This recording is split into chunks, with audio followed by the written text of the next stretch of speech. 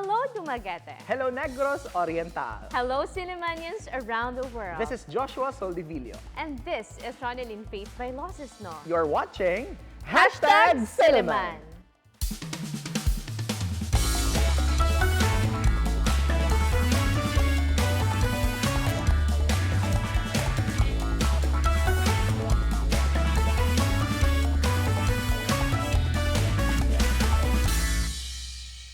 Good evening, everyone. This is a magazine show that talks about different aspects of Silliman University, a program initiated to discuss different matters concerning the campus by the sea. You are watching Silliman. Hello there, Sillimanians and friends of Silliman around the world. Good evening and welcome once again to Silliman. We're so happy that you are joining us tonight because, friends, we have invited a faculty from the English and Literature Department. We have here with us tonight Assistant Professor Ian Rosales Casocot. Sir Ian, good evening and welcome to Silliman. Good evening. All right, now, of course, it has been in the news, I think, just recently that the city of Dumaguete, the city of city of gentle people, has been awarded as one of the cities, having this city of literature status. So, and part of this distinction and recognition is, of course, the presence of a writer's workshop here in the university, and of course, the presence of writers and so many things about literature-related activities. And to unpack all of this, we're so happy because we have here a Palanca awardee. We have Assistant Professor Casocot to unpack the details for us tonight. So my first question to you, Sir Ian, is that what does it mean if you are awarded this recognition, City of Literature? Okay, just to start off, we got the announcement that Dumaguete became a UNESCO Creative City of Literature.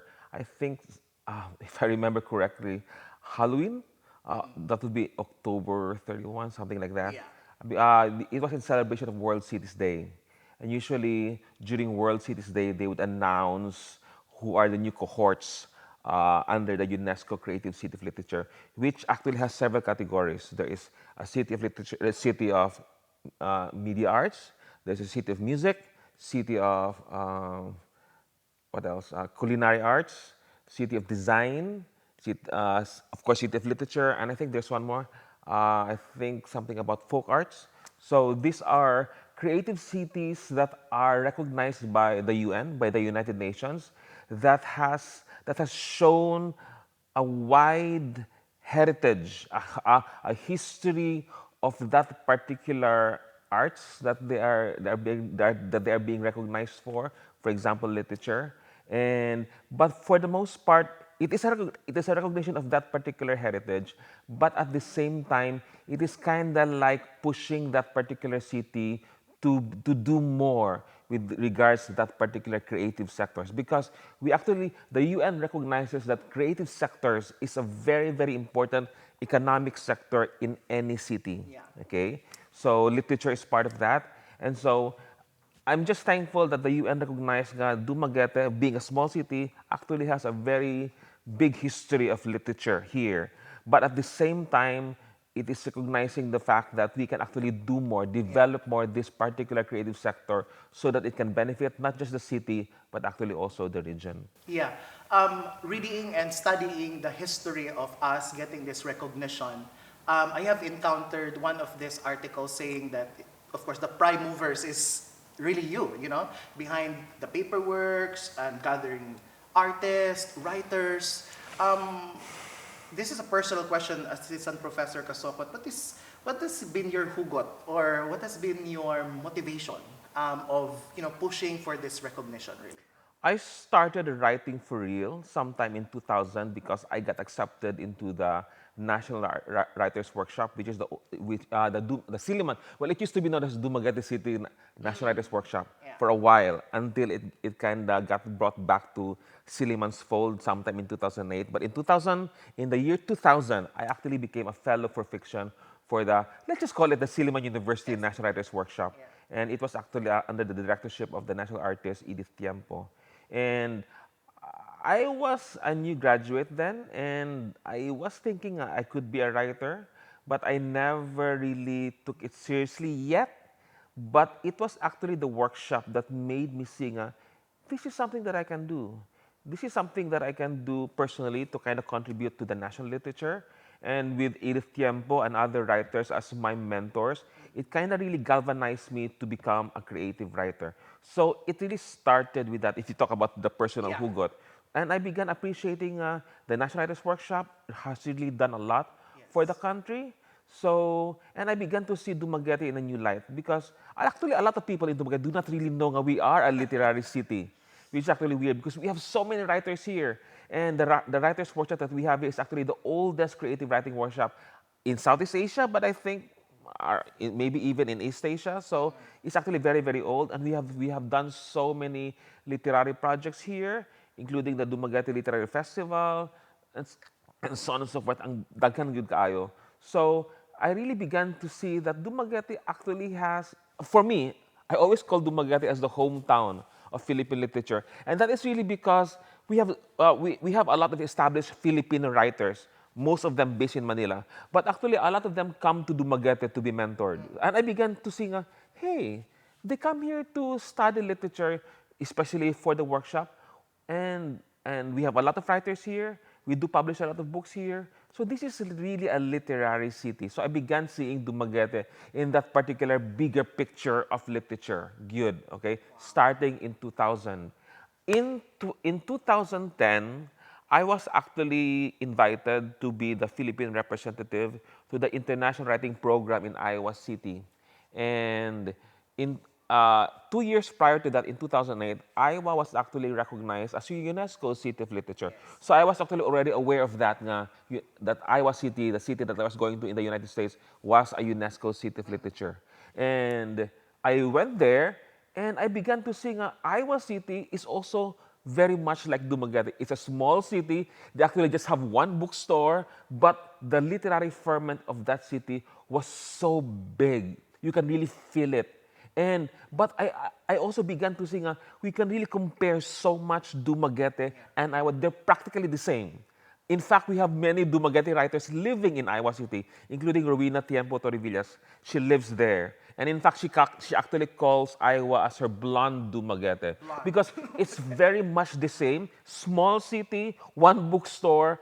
You just replace the sea of Dumaguete with the cornfields of Iowa. It's practically the same. So I began to see the comparisons. Like if they were able to become a UNESCO City of Literature in 2008 and we basically have the same makeup, okay, maybe Dumaguete has what it takes to become a city of literature. So it began in 2010, okay? So, and when I came back home, I began advocating for that. Like every chance I would get, every time I would get invited to a literary conference, every time the DTI would ask me to be part of the 600 pop-up to talk about literature, I would talk about maybe we can do Dumaguete as a creative city and, really highlight this particular a creative sector in our economy because it's not just about writing, it's also about publishing, it's also about translation, it's also about book selling. So a lot of sectors are actually involved in being this particular creative economy.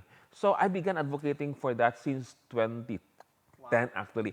In fact, when I became the founding coordinator of the Edelbert and Edith Tiempo Creative Writing Center, one of the projects that I did was actually to create an exhibit which was held at the library. I can't remember the year anymore. It was, I think, around 2013, where I actually called the particular exhibit as Cities of Literature. And basically, in that particular exhibit, I actually compared what is the literary heritage of Dumaguete and the literary heritage Iowa with the blessing of the Iowa City and the International Writing Program. So I actually started doing I that think I in remember that 20. so well. I was still a student Yeah, that time. I was Yeah. doing that since 2013, like Yes. comparing na.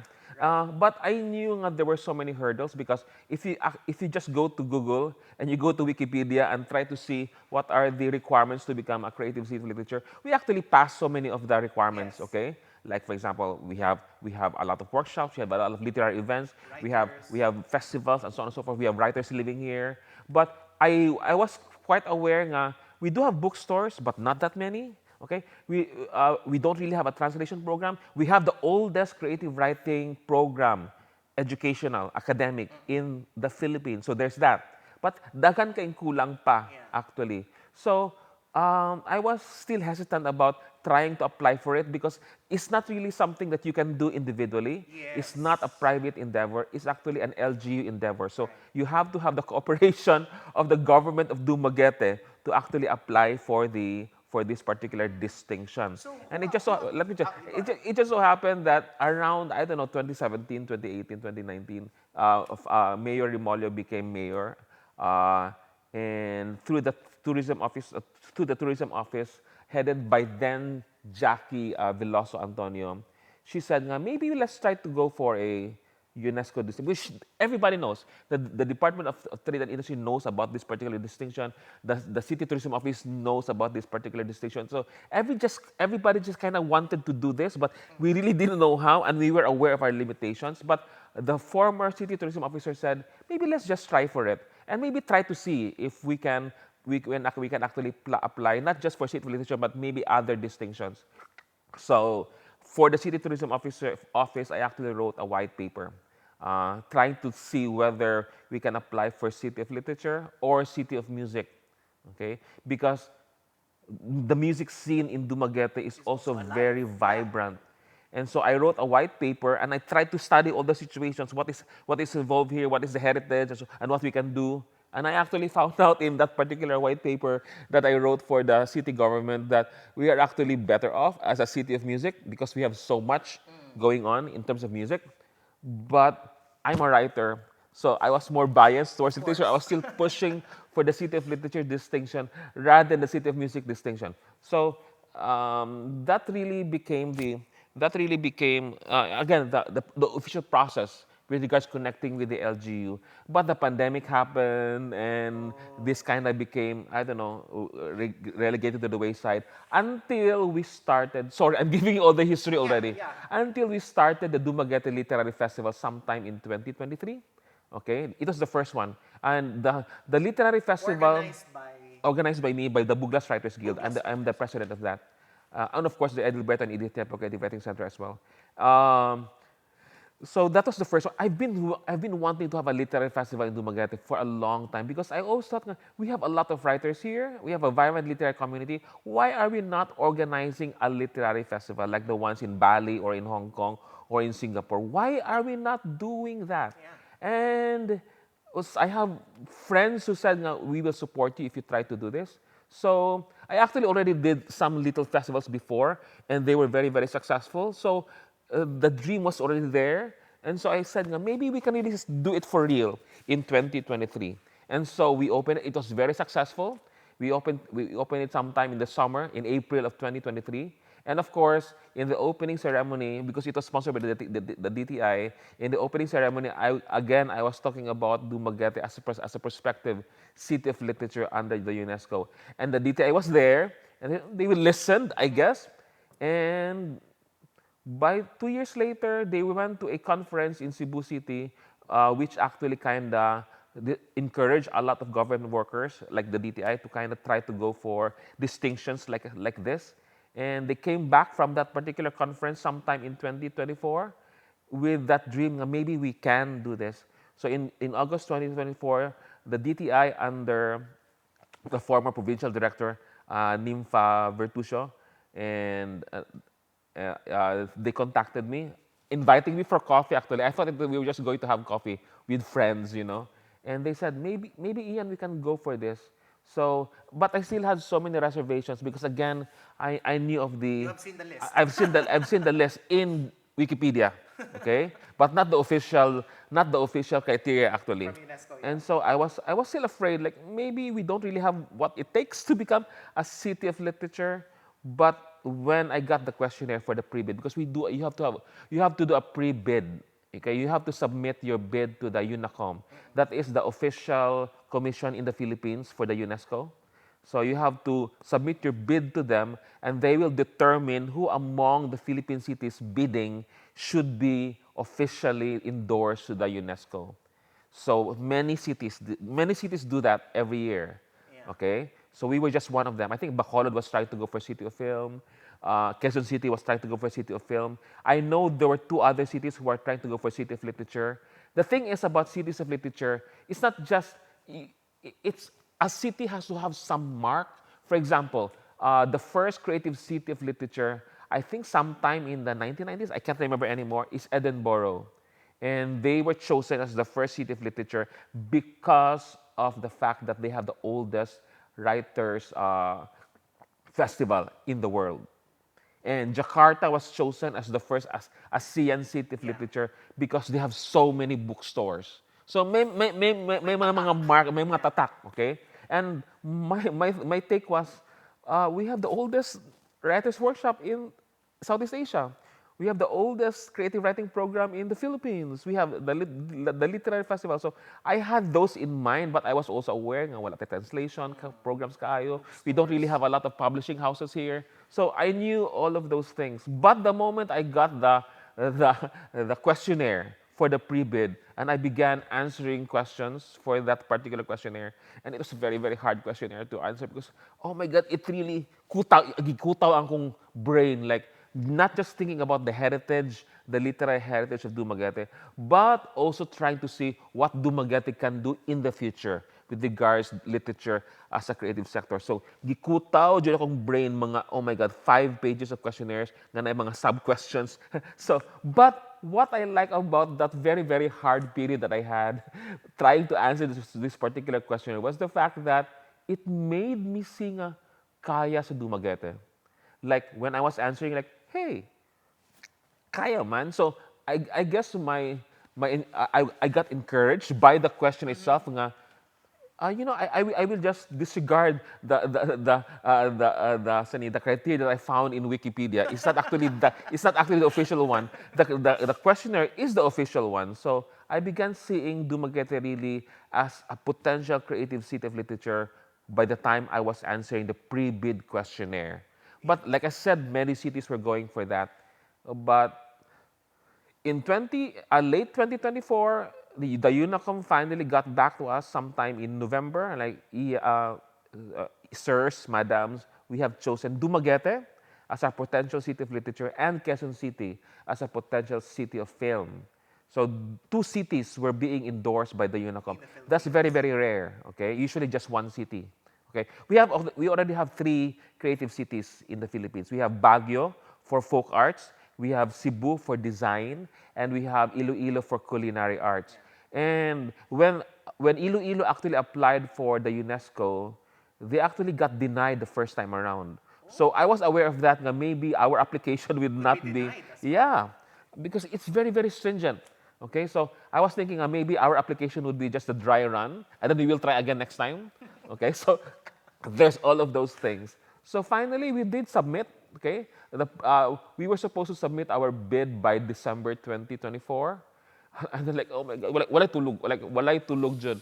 But then I got the message from the UNESCO. Oh, the UNESCO decided to extend the deadline to March 1 or 2. Oh, okay. So it gave me more time to kind of, yeah, because I still have to hold classes, Yeah. And but oh my God, like it's just a simple questionnaire, but you really have you have to gather people around you to kind of try to answer them. For example, like it cannot just be me. How did trying the to see. questions look like? That really made me. Well, there are I think about 5 parts. The first part is basically what is Dumaguete all about. The second part is really the literary heritage, asking you if you are applying for literature, what is your literary history? Okay, so there's that. So I put there the Silliman workshop, the Silliman creative writing program, the Dumaguete Literary Festival, the Bugda Service, everything that I knew about Dumaguete and its literature I put there. But then the second part is all about what will Dumaguete do in the next 4 years if it becomes a city of literature in coordination with the LGU. Okay, so that's where we began like really planning for what we can do as a creative city of literature, like what the city can do. So, and of course, since I cannot just answer those particular questions, we had to gather a group of people. We call them a think tank. We basically had the stakeholders of the community. So we had a lot of writers. We also invited mga booksellers. We invited potential publishers. We invited bookstores, we invited mga people in the in the creative industry, like the National Museum. So a lot of people were actually we had a meeting, and then we asked them questions. What do you want? What do you want Dumaguete to be if it is a literary city, especially under the banner of UNESCO? So they gave a lot of inputs. So with my previous answers in the pre-bid and then the inputs of the stakeholders, we finally put down together a plan. And that became the final bid, which we submitted to the UNESCO in March 1, 2025. Are you in the position right now, Sir Ian, to disclose the plan now? It's Or- it's 20 or- pages long, yeah. okay? But I can give you some ideas about it. Please, please. So anyway, so we submitted, and again, like I said, we were hoping for the best, but anything can happen, like bad news can happen, like what Iloilo received, like Denied. they got denied and then they applied again. The thing with Iloilo kasi, it was just one group of people trying to go for it. They did not do any consultations with the Collaborative, stakeholders. yeah. So they learned from that particular mistake. So the second time around, they really had the stakeholders inputting what they wanted Iloilo to be in terms of like being a culinary city. And we knew that. So that's why it was really important for me and the DTI and the other people who were helping me in this particular bid. It was really important to get hold of those Yeah. stakeholders in Dumaguete. So,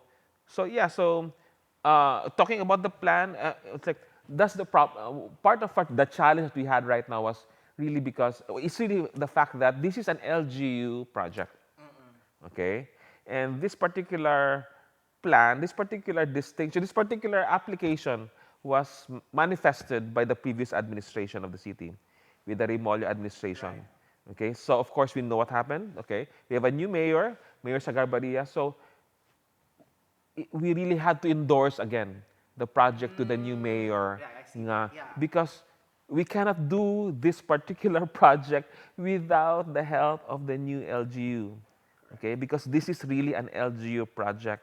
I'm just the one, I'm a private individual. I don't belong in the government, but I'm just the one who is like probably the face, the one who's really advocating for Yeah, it, the face. the one who made the application, but it really needs the LGU's go signal. For example, one of the things we need to do is really set up an office, because every city of creative city really has to form an office to kind of just oversee the Yeah. management. Separate from the tourism office. Yeah, separate from the tourism office.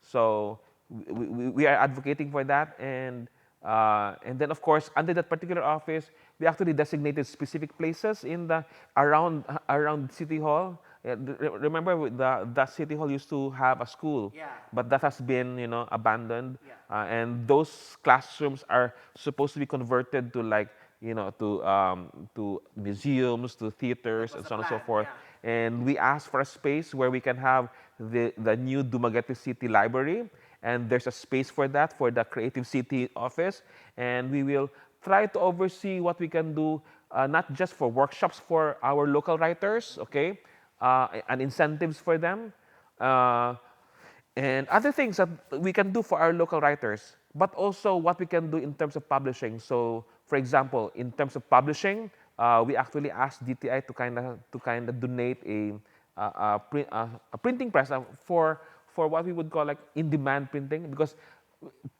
printing, publishing, that's very, very expensive.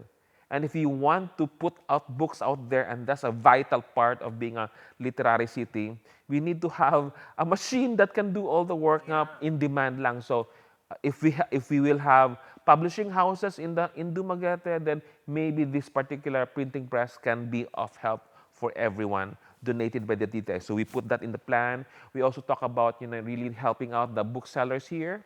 Okay, nobody knows this, but we actually have about 5 bookstores in Dumaguete. Is it like a dying industry? It's not really dying, it's just small. Small. And the ones that are there are actually vibrant. Like, for example, like Libraria Books is located in 58 EJ Blanco. They do have a very good selection of local books, and they really are in the business of really promoting local literature. So there's that. We have Utopia Books. We have book sale in Robinsons. We also have that Christian bookstore somewhere in Nearly Plaza. Nearly Plaza. So we actually have bookstores here. It's just that we also have the Lily Caballas bookstore. Yeah. So and we actually went to the owners. Nga, what do you want? What do you So even what? them, you Yeah, get we insights from consulted them. with them. Okay. So there are plans for the bookstores. There are plans for the writers. There are plans for the publishers.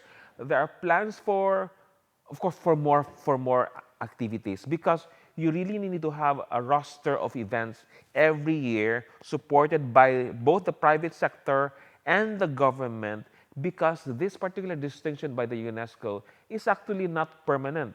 Okay, it's a title, it's a distinction, it's not a grant. People think that we will receive money from the UNESCO. Yeah. To no, it's not. Okay. It's just an encouragement, a distinction nga. Okay, and a distinction from the UNESCO is very, very big.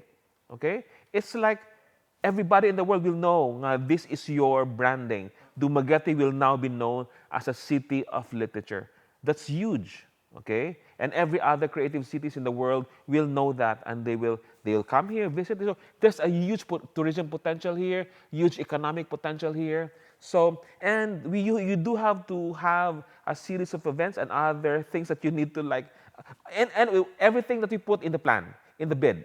Okay, okay, like the plans that we wanted to make for the city in the next 4 or 5 years, we need to do those because you actually have to apply again for this particular title every 4 years.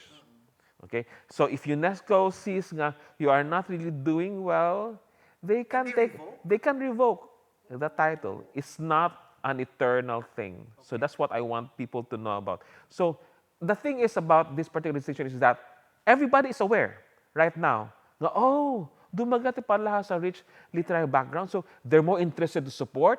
Okay, they will be more interested in the works of the local authors.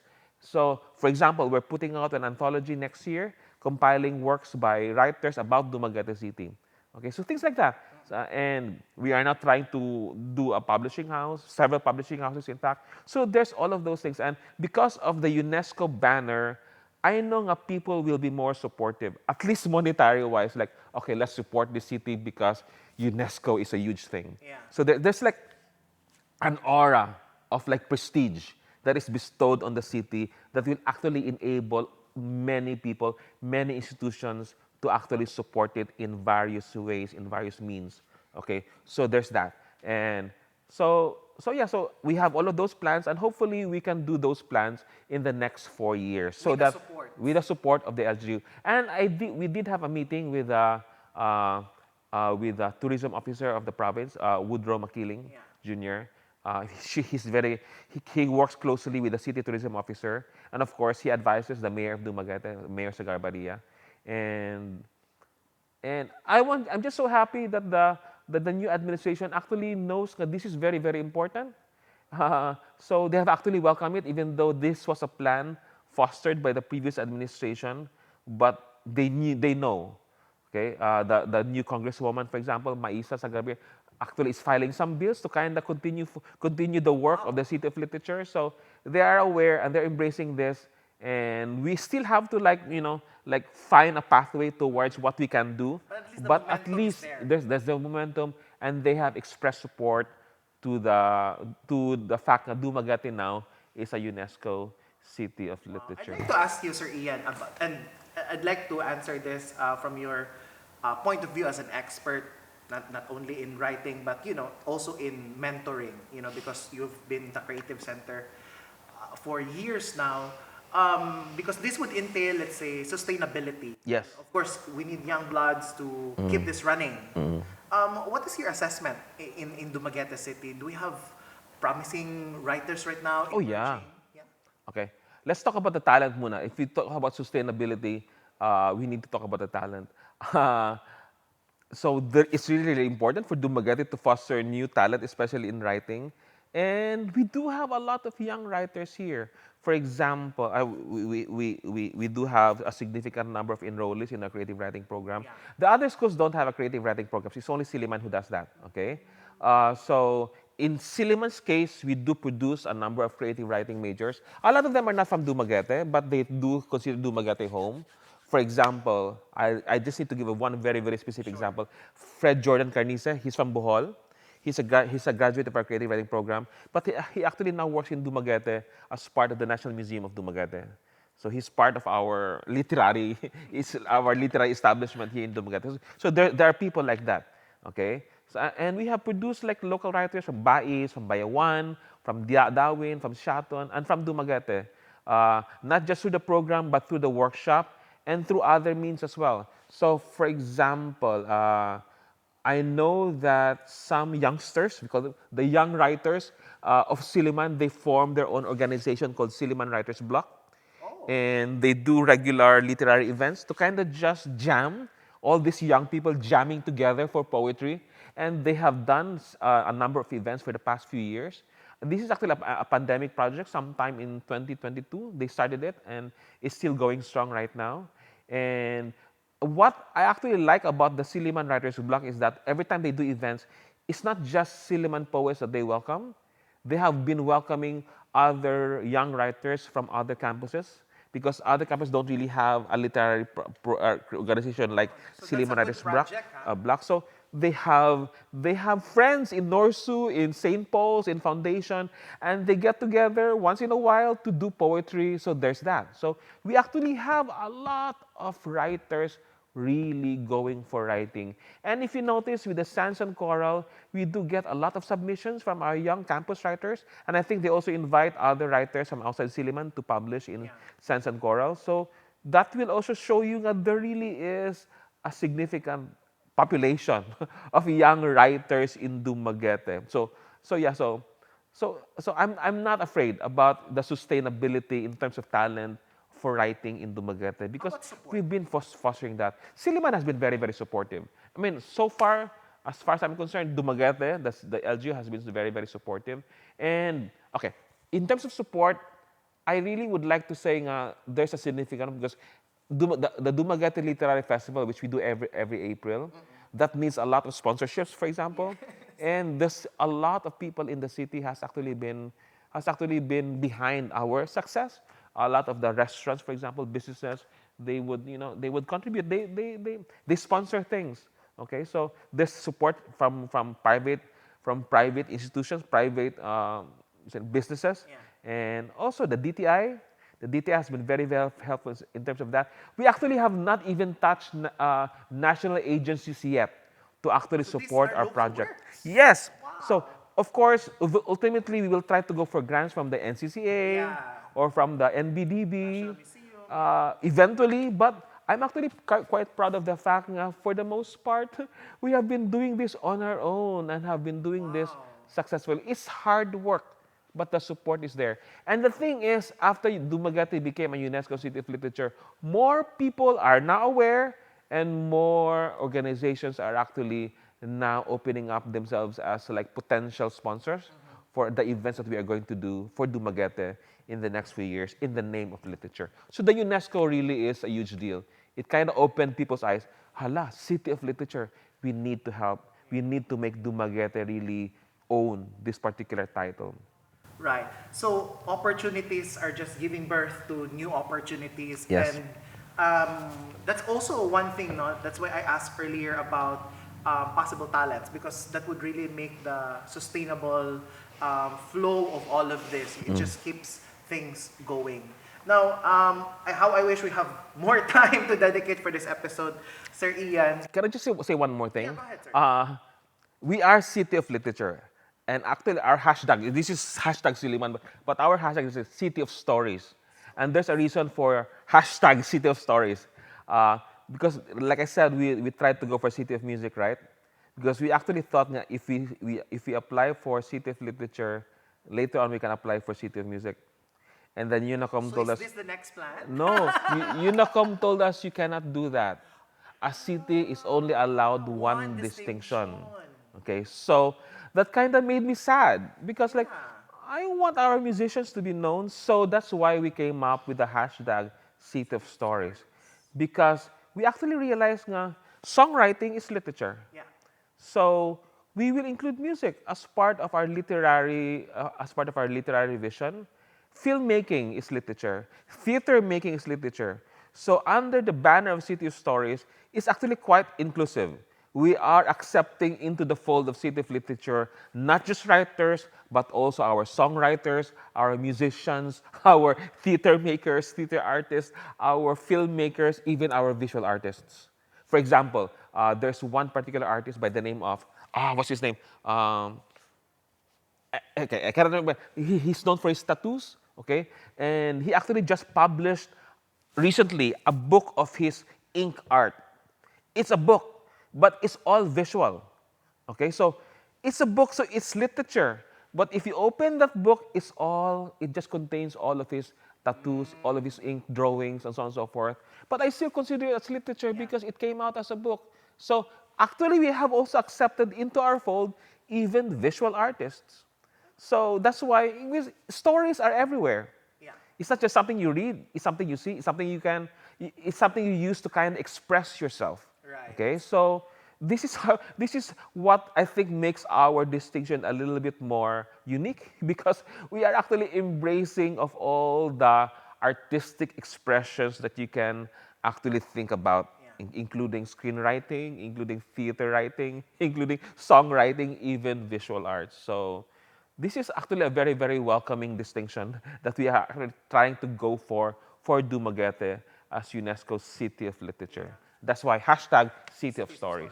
And of course, I think on behalf of the City of Dumaguete, thank you very much, Sir Ian, for being the face and force behind this initiative because, you know, it really takes someone to see things, to see opportunities because, of course, it's not everyone that could see this opportunity and maximize, you know, what could come out of this. So thank you very much for this. Now, I've actually read your piece about trying an attempt to describe the Silliman spirit. I'm not sure if you can still remember that one, but it was a very good piece that you've written.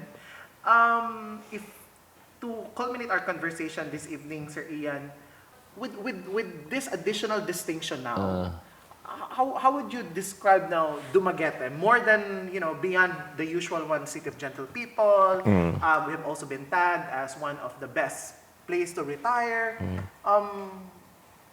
How would you describe Dumaguete City now? Well, the thing is, it feels like you're asking this is like a new thing for Dumaguete. The thing is, actually, a lot of people when I talk to people about Dumaguete becoming City of Literature, they usually say it's about time, okay? Because it has always been a City of Literature. It's actually a very, very old distinction. In fact, a few years ago, Crip Yuson wrote for his column in the Philippine Star calling Dumaguete as the hometown of Philippine literature. So there has always been that. In fact, I have a writer friend. He's an American writer. His name is Tim Tomlinson. He didn't know anything about Dumaguete. He just came to Dumaguete because he knew it as a jumping off point for diving in Darwin. Okay? So he dove in Darwin because he's a very ardent diver.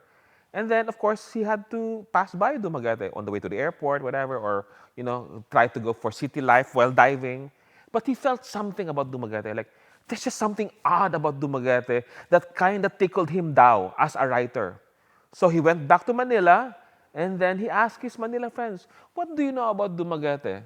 And that's when he found out we are the home of the oldest creative writing workshop in Asia. He knew about Silliman. He knew about the writers here.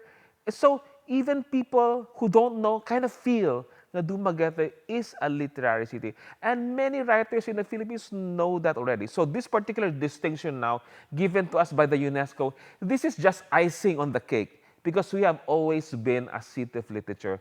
It's just like what people say. It's about time. It's just like it's a distinction that we have had for many decades. Now it's official. Now it comes from one of the biggest organizations in the world, the United Nations under the UNESCO. Okay, so it just made it official, but it has always been there. The literary vibe of Dumaguete has always been there. When I was growing up as a writer in Dumaguete, I felt that, and it made me continue to go on writing. So I have a lot of writer teachers here who mentored me and other people. So there's always that mentoring thing going on in terms of writing. This particular ecosystem of literature in Dumaguete has always been there. So it's just making things official with the UNESCO in late 2025. Wow. Well, I like that phrase. It's about time. It's about time. It's about time. And thank you so much for your time today, Assistant Professor Ian Casocot, for sharing it with us. And once again, thank you very much for this beautiful initiative, this meaningful initiative. And of course, I also pray that we really get all the support, and not just in terms of financial and resources, but even, participating, joining, and engaging these kinds of literary related activities. So, Can I invite you? yeah, go ahead. This coming April, we will have the third the third Dumaguete Literary Festival. Actually, we're trying to go for somewhere international eventually, maybe within 5 years. And in January, we're actually going to have a forum for all the writers in Dumaguete and Negros Oriental, just to kind of inform them and tell them that we are a city of literature and what they should expect from that particular station this Where January. can we see more details about this again? Facebook page? Facebook. We are actually working on establishing a Facebook page for City of Literature in Dumaguete. Wow. So we'll be checking on that on Facebook, City of Literature, Dumaguete. Yes. All right. Daghang kayong salamat, sir. And of course, congratulations also to everyone behind this distinction. And of course, to all our televiewers, our Facebook subscribers, and then our YouTube channel followers, daghan kayong salamat. And of course, just like your story, it matters. See you next week, and to God be the glory. Hello there, Sillimanians and friends of Silliman around the world. Daghang salamat for joining us tonight. Continue supporting our Facebook page. That's #Silliman. Don't forget to like, share, and comment on your favorite episode. And of course, our YouTube channel is still there. Don't forget to click the notification bell para updated ka with our recent posts. See you there. And of course, every Monday night, 8 p.m. on Channel 6, Field Products Dumaguete, we are airing, and replays are aired every Tuesday before the noontime news and Saturday after the noontime news. On behalf of Ronelyn, Vailoces-No, this has been Joshua Soldivillo. Kita-kits next week, only here on #Silliman and #City of Stories.